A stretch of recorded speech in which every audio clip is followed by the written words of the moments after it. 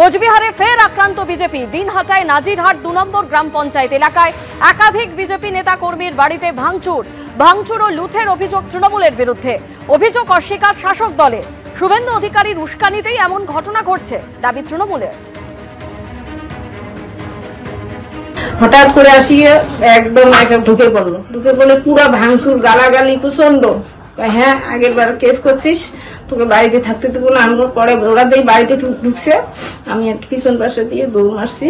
এগুলো আসছে মানে নেতৃত্ব তো মদন মোহন বর্মন দিছে।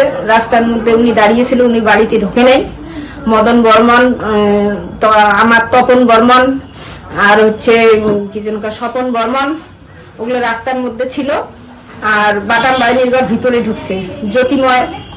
জ্যোতিময় ছিল, তারপরে রাজীব ছিল, পল্লব ছিল, নবিরুদ্দিন ছিল। ওরা টিএমসি, সব টিএমসি। তৃণমূল কোনো ভাঙচুরকে সমর্থন করে না, কিন্তু যেভাবে প্ররোচনার সৃষ্টি করে গিয়েছে শুভেন্দু অধিকারী, এটা অত্যন্ত দুর্ভাগ্যজনক। মানুষের মধ্যে একটা আনরেস্ট পরিস্থিতি তৈরি হয়েছে। যেভাবে তাদেরকে বাংলাদেশি রোহিঙ্গা বলে দাগিয়ে দেওয়া হচ্ছে, তাদেরকে জঙ্গি গোষ্ঠীর সঙ্গে তুলনা করা হচ্ছে, মানুষ অত্যন্ত উদ্বিগ্নতায় ভুগছে।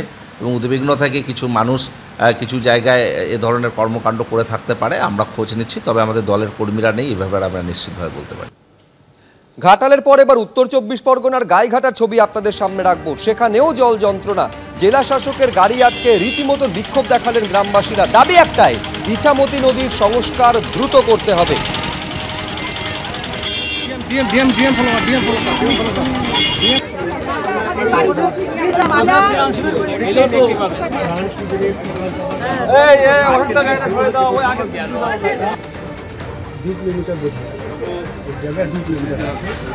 আপনারা নিশ্চিন্ত থাকেন আগামী বর্ষের আগে কাজটা আমরা আর কিচ্ছু চাই না, শুধু এইটুকুই দরকার আমাদের, আর কিচ্ছু চাই না।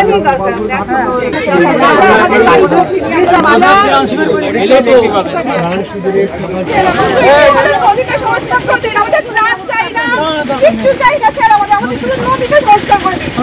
এই যে আমাদের আপনাদের কালাঞ্চি থেকে একদম সোমনাথপুর ঘাট পর্যন্ত যদি আপনি 100 ফুট করে আমাদের নদীকে সংস্কার করবেন, আমরা এই সমস্যাটা তুলে দেখো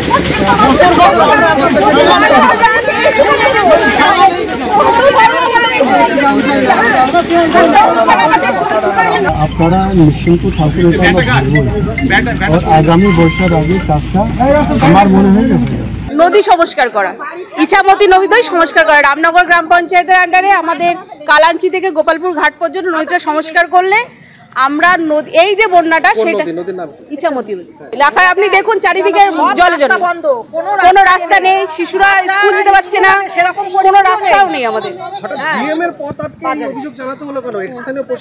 স্থানীয় প্রশাসনকেও তো জানিয়েছি আমরা, প্রতি বছরই জানাই। 6 মাস হয়নি এখন, এবং সেই একই অবস্থা, কোনো কাজ হচ্ছে না। বড় প্রবলেম সেটা আমরা লাস্ট 1 বছর, গত বছরও ওয়াটার লগিংটা বিশ্বকর্মা পুজোর পর থেকে স্টার্ট হয়েছিল এবং প্রায় 2 মাস অতিক্রান্ত হওয়ার পরে তারপরে টিপির বাঁধের ওখানে খোঁড়ার পরে তারপরে কিছুটা আমরা রিলিফ দিতে পেরেছিলাম। গত বছর থেকে এই বছর পর্যন্ত যে আমরা টাইমটা পেয়েছিলাম, সেখানে অনেকবার আমরা বসেছি।